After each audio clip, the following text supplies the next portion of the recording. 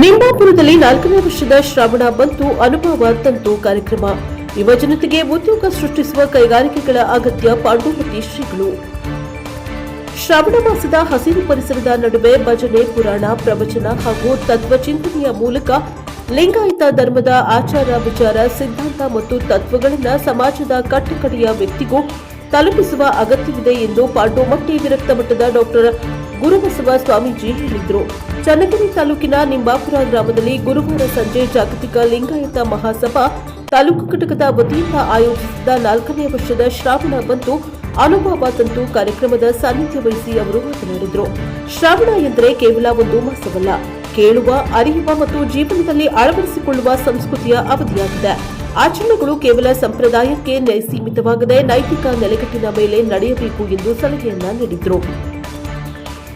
ಲಿಂಗಾಯತ ಧರ್ಮದ ವೈಶಿಷ್ಟ್ಯವನ್ನ ಅರಿಯಬೇಕು. ಎಸ್ಆರ್ ಚಳ್ಳಕೆರೆ ಸಂಪನ್ಮೂಲ ವ್ಯಕ್ತಿ ಶಬ್ರೀನ್ ಡಿ ಅಲಿ ಮಾತನಾಡಿ, ಲಿಂಗಾಯತ ಧರ್ಮದಲ್ಲಿ ನಿರಾಕಾರನಾದ ಶಿವನಿಗೆ ಆದ್ಯತೆಯನ್ನ ನೀಡಲಾಗಿದ್ದು ಅದರ ಪ್ರತೀಕವಾಗಿ ಇಷ್ಟಲಿಂಗವನ್ನ ಪೂಜಿಸುವ ಪರಂಪರೆ ಇದೆ. ದೇವರಿಗೆ ದೇಹ, ವರ್ಣ ಮತ್ತು ರೂಪವಿಲ್ಲ ಎಂಬ ಬಸವಣ್ಣನವರ ವಿಚಾರಧಾರೆ ಈ ಧರ್ಮದ ಮೂಲ ತತ್ವವನ್ನು ಪ್ರತಿಬಿಂಬಿಸುತ್ತದೆ ಎಂದರು. ದೇವರು ಮತ್ತು ಭಕ್ತರ ನಡುವೆ ನೇರ ಸಂಪರ್ಕಕ್ಕೆ ಲಿಂಗಾಯತ ಧರ್ಮದಲ್ಲಿ ಮಹತ್ವ ನೀಡಲಾಗಿದೆ. ಅಷ್ಟಾವರಣಗಳಾದ ಗುರು, ಲಿಂಗ, ಜಂಗಮ, ಪಾದೋದಕ, ಪ್ರಸಾದ, ವಿಭೂತಿ, ರುದ್ರಾಕ್ಷಿ ಮತ್ತು ಮಂತ್ರಗಳ ಮಹತ್ವವನ್ನು ಅರಿತು ಆಚರಣೆಯಲ್ಲಿ ಅಳವಡಿಸಿಕೊಳ್ಳಬೇಕು. ಅದೇ ರೀತಿ ಪಂಚಾಚಾರಗಳಾದ ಲಿಂಗಾಚಾರ, ಶಿವಾಚಾರ, ಸದಾಚಾರ, ಗಣಾಚಾರ ಹಾಗೂ ಮೃತ್ಯುಂಜಾಚಾರ ಕುರಿತು ಯುವ ಪೀಳಿಗೆಗೆ ತಿಳುವಳಿಕೆ ಮೂಡಿಸುವ ಅಗತ್ಯವಿದೆ ಎಂದು ಹೇಳಿದರು. ನಿಂಬಾಪುರ ಮೂಲದ ಬೆಂಗಳೂರಿನ ಉದ್ಯಮಿ ಧನ್ಯಕುಮಾರ್ ಮಾತನಾಡಿ, ಚನ್ನಗಿರಿ ತಾಲೂಕಿನಲ್ಲಿ ಸರ್ಕಾರ ಕೈಗಾರಿಕೆಗೆ ಸ್ಥಾಪನೆಗೆ ಅವಕಾಶ ಹಾಗೂ ಪ್ರೋತ್ಸಾಹ ನೀಡಿದರೆ ಸ್ಥಳೀಯವಾಗಿ ಉದ್ಯಮ ಸ್ಥಾಪಿಸಿ ತಾಲೂಕಿನ ನೂರಾರು ಯುವಜನತೆಗೆ ಉದ್ಯೋಗ ಕಲ್ಪಿಸಲು ಪ್ರಯತ್ನಿಸುವುದಾಗಿ ತಿಳಿಸಿದರು. ಗ್ರಾಮೀಣ ಪ್ರದೇಶದ ಯುವಕರು ಉದ್ಯೋಗಕ್ಕಾಗಿ ನಗರದ ಪ್ರದೇಶಗಳತ್ತ ವಲಸೆ ಹೋಗುತ್ತಿರುವುದು ಸಂದರ್ಭದಲ್ಲಿ ಸ್ಥಳೀಯವಾಗಿ ಉದ್ಯೋಗಾವಕಾಶಗಳನ್ನು ಸೃಷ್ಟಿಸುವ ಕೈಗಾರಿಕಾ ಚಟುವಟಿಕೆಗಳಿಗೆ ಉತ್ತೇಜನ ನೀಡಬೇಕಿದೆ. ಸರ್ಕಾರ ಹಾಗೂ ಉದ್ಯಮಿಗಳು ಕೈಜೋಡಿಸಿದರೆ ಚನ್ನಗಿರಿ ತಾಲೂಕಿನಲ್ಲಿಯೇ ಯುವಜನತೆಗೆ ಉತ್ತಮ ಭವಿಷ್ಯ ಕಲ್ಪಿಸಲು ಸಾಧ್ಯ ಎಂದು ಅವರು ಅಭಿಪ್ರಾಯಪಟ್ಟರು. ಕಾರ್ಯಕ್ರಮದಲ್ಲಿ ತುಮಕೋಸ್ ಅಧ್ಯಕ್ಷ ಎಚ್ಎಸ್ ಶಿವಕುಮಾರ್, ಬಿಜೆಪಿ ರಾಜ್ಯ ಪರಿಷತ್ ಸದಸ್ಯ ಮಾಡಾಳ್ ಮಲ್ಲಿಕಾರ್ಜುನ, ತಹಶೀಲ್ದಾರ್ ಎನ್ಜೆ ನಾಗರಾಜ್, ಸಿದ್ದನಮಠ ಸಿದ್ದೇಶ್, ಉಮೇಶ್, ನಟರಾಜ್, ವಕೀಲ ರಾಜಪ್ಪ, ಚನ್ನಬಸಪ್ಪ, ಶಿವಮೂರ್ತಪ್ಪ, ಪತ್ರಕರ್ತ ಕಿರಣ್ ಚಂದ್ರಪ್ಪ, ಎಂಬಿ ನಾಗರಾಜ್, ಕಾಕನೂರು ಸೇರಿದಂತೆ ಹಲವಾರು ಮಂದಿ ಉಪಸ್ಥಿತರಿದ್ದರು. Bureau report Devaraj K Nellihanklu, Prashant Davanagere. Bureau report Devaraj K Nellihanklu, ಎನ್ಕಿಸ್ಟ್ ಬಿಫೋರ್ ದಾವಣಗೆರೆ. ಅನ್ನುವಂಥದ್ದೇನು, ಅದು ಒಂದು ಧರ್ಮ. ಇದನ್ನ ನಮಗೆ ಮೊದಲು ನಾವು ಸ್ಪಷ್ಟವಾಗಿ ತಿಳ್ಕೊಳ್ಬೇಕು. ಲಿಂಗಾಯತ ಅನ್ನುವಂಥದ್ದು ಒಂದು ಜಾತಿ ಅಲ್ಲ, ಅದು ಒಂದು ಧರ್ಮ. ಅದು ಎಂತ ಧರ್ಮ, ಅದರ ವಿಶೇಷತೆ ಏನ್ ಗೊತ್ತಾ? ಅದು ಯಾವುದೇ ರೀತಿಯ ಜಾತಿ ಭೇದವಿಲ್ಲದಂತಹ ಧರ್ಮ, ವರ್ಗ ಭೇದವಿಲ್ಲದಂತಹ ಧರ್ಮ, ವರ್ಣ ಭೇದವಿಲ್ಲವಂತ ಒಂದು ಧರ್ಮ. ಅಂದ್ರೆ ಎಲ್ಲರನ್ನ ಸಮಾನವಾಗಿ ಕಂಡಂತಹ ಒಂದು ವಿಶೇಷ ಧರ್ಮ ಯಾವುದು? ಲಿಂಗಾಯತ ಧರ್ಮ. ಆ ಧರ್ಮದ ಸ್ಥಾಪಕರು ಯಾರು? ವಿಶ್ವಗುರು ಬಸವಣ್ಣನವರು. ನಮ್ಮ ಧರ್ಮಗುರು ಅಂದ ತಕ್ಷಣ ನಮಗೆ ಕಣ್ಮುಂದೆ ಬಂದಿಲ್ಲ ಅಂತಾರೆ ಯಾರು? ಬಸವಣ್ಣನವರು ಮಾತ್ರ ನಮಗೆ ನಿಲ್ಬೇಕೇ ವಿನಃ ಬೇರೆ ಯಾರು ಅಲ್ಲ ಅನ್ನೋದನ್ನ ನಾವು ಬಹಳ ಮನದಟ್ಟು ಮಾಡ್ಕೊಳ್ಬೇಕು. ಯಾಕೆ ಅಂದ್ರೆ 12ನೇ ಶತಮಾನದಲ್ಲಿ ಎಂತ ಒಂದು ವ್ಯವಸ್ಥೆ ಇತ್ತಂದ್ರೆ ಮನುಷ್ಯರನ್ನ ಮನುಷ್ಯರಂತೆ ಕಾಣ್ತಾ ಇರ್ಲಿಲ್ಲ. ಅಂತಹ ಒಂದು ಅಮಾನವೀಯ ಒಂದು ಹೆಣ್ಮಕ್ಳು ಕೂಡ ಒಂದು ನಾವು ಯಾವುದೇ ರೀತಿಯ ಸ್ವಾತಂತ್ರ್ಯ ಇಲ್ಲ. ಅಂತಹ ಒಂದು ಸಂದರ್ಭದಲ್ಲಿ ನೀವು ಮನುಷ್ಯರನ್ನ ನೆಲದ ಮೇಲೆ ಅನ್ನ ಹಾಕಿ ತಿನ್ನಿಸುವಂತ ಕಾಲ ಇತ್ತು. ಒಂದು ಕೈಯಲ್ಲಿ ನೀರು, ಒಂದು ಕೈಯಲ್ಲಿ ಕೆಲಸ ಮಾಡಿ ರಕ್ತ ಬರ್ಸೋತಿದ್ರು ಕೂಡ ಆ ಕೈಯಲ್ಲೇ ನೀರನ್ನ ಹಾಕಿ ಕುಡಿಸಿದಂತ ಕಾಲ ಅದು. ಅಂತಹ ಒಂದು ಸಂದರ್ಭದಲ್ಲಿ ಬಸವಣ್ಣನವ್ರಿಗೆ ಅನಿಸ್ತು, ಇದು ಯಾಕೆ ವ್ಯವಸ್ಥೆ ಸರಿ ಇಲ್ಲ. ಒಂದು ಉದಾಹರಣೆನ ಕೊಡ್ತೀನಿ ನಾನು ನಿಮಗೆ. ಯಾಕೆ ಅಂದ್ರೆ ಮನೆಯಲ್ಲಿ ನಾವು ಅಡಿಗೆ ಊಟ ಅಂದ್ರೆ ಅದು ಊಟ ಮಾಡಕ್ಕೆ ಯೋಗ್ಯ ಅಲ್ಲದೆ ಇದ್ರಿಂದ ನಾವು ಊಟ ಮಾಡ್ತೀವ? ಏನ್ ಮಾಡ್ತೀವಿ? ಹೋಗಿ ಬಿಸಾಕ್ತಿವಿ. ಅವಾಗ ನಾವ್ ಏನ್ ಮಾಡ್ತೀವಿ? ಹೊಸ ಅಡಿಗೆ ಮಾಡ್ತೀವಿ. ನಮ್ಗೆ ಹೊಟ್ಟೆ ಅಷ್ಟೊಂದು ನೀಗಿಸ್ಕೋಬೇಕು ಅಂದ್ರೆ ನಮಗೆ ಯೋಗ್ಯವಾದ ಆಹಾರ ಹೆಂಗ್ ತಿನ್ಬೇಕು ಅದೇ ರೀತಿ ನಾವು ನಿತ್ಯ ಒಂದು ಬದುಕು ನೈತಿಕವಾಗಿ ಮೌಲ್ಯಯುತವಾಗಿ ಸಾಗ್ಬೇಕಂದ್ರೆ ಧರ್ಮ ಬಹಳ ಮುಖ್ಯ ಆಗುತ್ತೆ. ಬಸವಣ್ಣನವ್ರು ಯಾಕೆ ಯೋಚನೆ ಮಾಡಿದ್ರು ಅಂದ್ರೆ ಆಗಿನ ವ್ಯವಸ್ಥೆ ಸರಿ ಇರ್ಲಿಲ್ಲ, ಮನುಷ್ಯರಂತೆ ಕಾಣ್ತಾ ಇರ್ಲಿಲ್ಲ. ಬಸವಣ್ಣನವರಿಗೆ ಅನಿಸ್ತು, ಇದೇನೋ ವ್ಯವಸ್ಥೆ ಸರಿ ಇಲ್ಲ, ಇದು ಮನುಷ್ಯನಿಗೆ ಯೋಗ್ಯವಾದದ್ದಲ್ಲ. ಇದಕ್ಕೆ ನಾನು ಏನ್ ಮಾಡ್ಬೇಕು? ಹೇಗೆ ತಾಯಿಯಾದವಳು ತನ್ನ ಮಕ್ಕಳಿಗೆ ಹಸುವಿನ ನೀಗಿಸೋದಕ್ಕೆ ಯೋಗ್ಯವಲ್ಲದ ಆಹಾರವನ್ನ ಚೆಲ್ಲಿ ಯೋಗ್ಯವಾದವನ್ನ ತಯಾರಿಸ್ತಾಳಲ್ಲ, ಆ ನಿಟ್ಟಿನಲ್ಲಿ ಬಸವಣ್ಣನವರು ಚಿಂತನೆ ಮಾಡಿದ್ರು. ನಮ್ಮ ಜನಗಳಿಗೆ ಇದು ಯೋಗ್ಯ ಅಲ್ಲ, ಯೋಗ್ಯವಾದದನ್ನ ನಾನು ಸ್ಥಾಪನೆ ಮಾಡ್ಬೇಕು, ಚಿಂತನೆ ಮಾಡ್ಬೇಕು ಅಂತ ಯಾವ ಧರ್ಮ ಸ್ಥಾಪನೆ ಮಾಡಿದ್ರು? ಲಿಂಗಾಯತ ಧರ್ಮವನ್ನ ಸ್ಥಾಪನೆ ಮಾಡಿದ್ರು. ಇದು ಬಹಳ ಮುಖ್ಯ.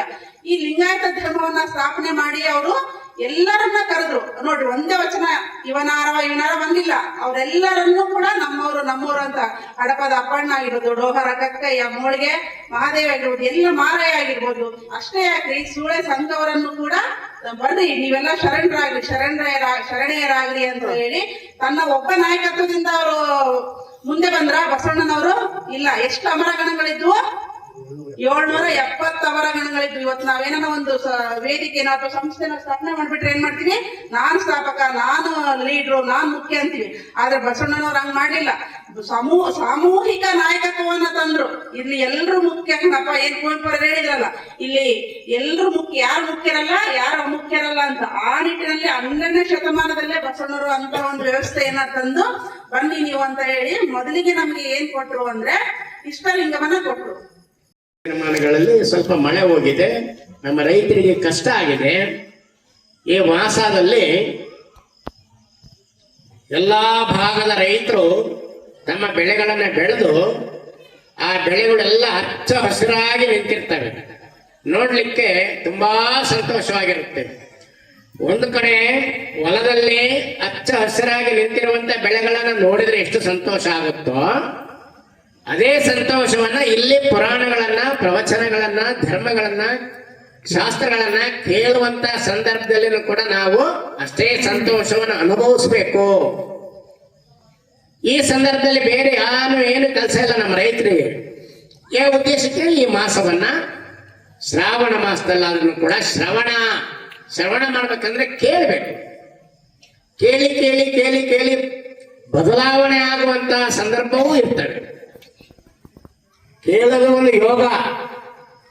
ಸಮಾಧಾನದಿಂದ ಕುತ್ಕೊಂಡು ಕೇಳೋದಿದೆಯಲ್ಲ, ಅದು ಒಂದು ಯೋಗನೇ. ಹಾಗಾಗಿ ಬಸವಣ್ಣರ ಬಗ್ಗೆ ನಿಮ್ಗೆ ಅಭಿಮಾನ ಇತ್ತೆ ಅಂದ್ರೆ ನೀವು ಧರ್ಮದ ಅನುಯಾಯಿಗಳು. ನೀವು ಮಾಡ್ಬೇಕಾಗಿರ್ತಕ್ಕಂಥ ಕೆಲಸ ಇಷ್ಟನೇ. ಇಷ್ಟು ದಪ್ಪ ಪುಸ್ತಕ ಓದ್ಬೇಕಾಗಿಲ್ಲ ನೀವು. ಇಷ್ಟಿಷ್ಟು ದಪ್ಪ ಗ್ರಂಥಗಳಿದಾವಲ್ಲ, ಅದನ್ನು ಓದ್ಬೇಕಾಗಿಲ್ಲ. ಅದನ್ನ ಓದೋದ್ ಬೇಡ. ನೀವು ಮಾಡ್ಬೇಕಾಗಿರ್ತಕ್ಕಂಥ ಕೆಲಸ ಇಷ್ಟೇನೆ. ನಿಮ್ಮ ಮನೆಯಲ್ಲಿ ನಿಮ್ಮ ಮಕ್ಕಳಿಗೆ ಒಂದು ಒಳ್ಳೆ ಸಂಸ್ಕಾರ ಕೊಡಬೇಕು ಅಂದ್ರೆ ಬೆಳಗ್ಗೆ ಎದ್ದ ತಕ್ಷಣ ಅವ್ರ ಮುಖ ತೊಳಸಿ ವಿಭೂತಿ ಧರಿಸ್ರಿ, ಕೊರಳಲ್ಲಿ ಲಿಂಗ ಹಾಕ್ರಿ.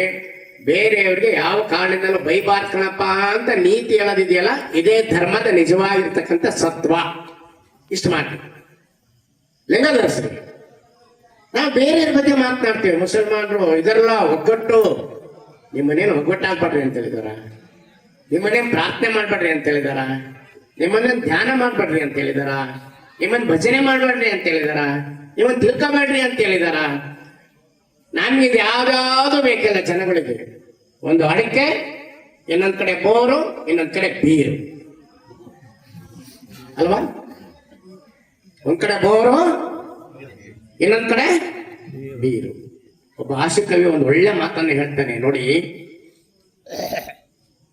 ಮೊದಲೆಲ್ಲ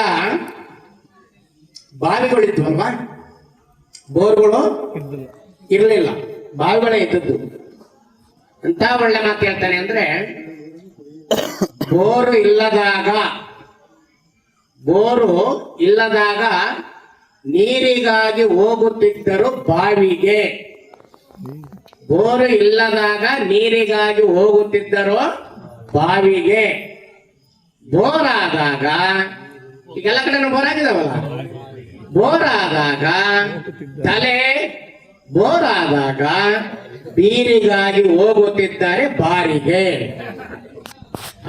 ಎಷ್ಟು ಚೆನ್ನಾಗಿ ಲಿಂಗ ಧರಿಸ್ಕಲ್ರಿ, ಸ್ನಾನ ಮಾಡಿದಾಗ 5 ನಿಮಿಷ ಪೂಜೆ ಮಾಡ್ಕೇಳ್ರಿ, ನಿಮ್ ಕೆಲ್ಸಗಳು ನೀವು ಹೋಗ್ರಿ. ಬೇರೆ ಮೋಸ ಮಾಡ್ಬೇಡ್ರಿ, ಅನ್ಯಾಯ ಮಾಡ್ಬೇಡ್ರಿ, ವಂಚನೆ ಮಾಡ್ಬೇಡ್ರಿ, ಕಳ್ತನ ಹೇಳ್ಬೇಡ್ರಿ, ಸುಳ್ಳು ಹೇಳ್ಬೇಡ್ರಿ. ಇದೇ ನಿಜವಾಗಿರ್ತಕ್ಕಂಥ ಜೀವನ. ಇದೇ ಧರ್ಮ ಹೇಳ್ತೀನಿ ಕೊಡೋದು ಯಾವ್ದಿದೆ? ಒಂದು ವಚನ ಹೇಳಿದ್ರಲ್ವಾಗ್ಲೇ, ಕಳಬೇಡ, ಕೊಡಬೇಡ, ಉಸಿಯ ನುಡಿಯಲು ಬೇಡ. ಈ 3 ಪಾಲನೆ ಮಾಡಿದೀವಿ ಅಂತಂದ್ರೆ ನಮ್ಮ ಜೀವನದ ಸಾರಾಂಶವೇ ಇಲ್ಲಿರುತ್ತೆ. ಇದನ್ನ ನಮ್ಮ ನೈತಿಕ ನೆಲೆಗಟ್ಟಿನ ಮೇಲೆ ಇದನ್ನೆಲ್ಲವನ್ನು ಕೂಡ ನಾವು ನಿಭಾಯಿಸಬೇಕು. ಹಳ್ಳಿಗಳಲ್ಲೇ ಒಂದು ಕಾಲದಲ್ಲಿ ಎಂತ ವಾತಾವರಣ ಇತ್ತು ಅಂದ್ರೆ, ಈಗ ಒಂದು 20 ವರ್ಷ, ಒಂದು 20 ವರ್ಷದಿಂದ ಆಚೆ ಮನೆಯಲ್ಲಿ ಹೆಣ್ಮಕ್ಳು ಅಡಿಗೆ ಮಾಡಿದ್ರೆ ಪಾತ್ರೆ ಒಲೆ ಮೇಲಿರೋದು. ಆ ಪಾತ್ರೆಯ ಮೇಲೆ ಏನ್ ಬರೀತಿದ್ರು? ವಿಭೂತಿ ಇರ್ತದ್ರಲ್ವಾ? ವಿಭೂತಿ ಸಿಗದಲ್ಲೇ ಇದ್ರೆ ಏನ್ ಮಾಡ್ತಿದ್ರು? ಬೂದಿ. ಏನ್ ಅಡಿಗೆ ಮಾಡಿದ್ರಲ್ಲ, ಬೇಯಿಸ್ತಿದ್ರಲ್ಲ ಸೌದೆ ಬೂದಿನೇ ವಿಭೂತಿಯಾಗಿ ಧರಿಸ್ತಾ ಇದ್ರು. ಅಂದ್ರೆ ಅಲ್ಲಿ ಪದಾರ್ಥ ಹೋಗಿ ಪ್ರಸಾದ ಆಗ್ಲಿಕ್ಕೆ ಅವಕಾಶ ಆಗೋದು. ನಮ್ಗೆ ಆ ಭಾವನೆನೂ ಇಲ್ಲ, ಭಕ್ತಿನೂ ಇಲ್ಲ, ಶ್ರದ್ಧೆನೂ ಇಲ್ಲ, ನಂಬಿಕೆನೂ ಇಲ್ಲ. ಅಲ್ಲಿ ಕುಕ್ಕರ್ ಹೋಗ್ಬೇಕು, ಇಲ್ಲಿ ನಿಕ್ಕರ್ ಹೋಗ್ಬೇಕು. ಎಂತ ವ್ಯವಸ್ಥೆ ಇದೀವಿ ನಾವು ನೋಡ್ರಿ, ಯೋಚನೆ ಮಾಡಿ. ಯಾಕೆ ಹಿಂಗಾಯ್ತು?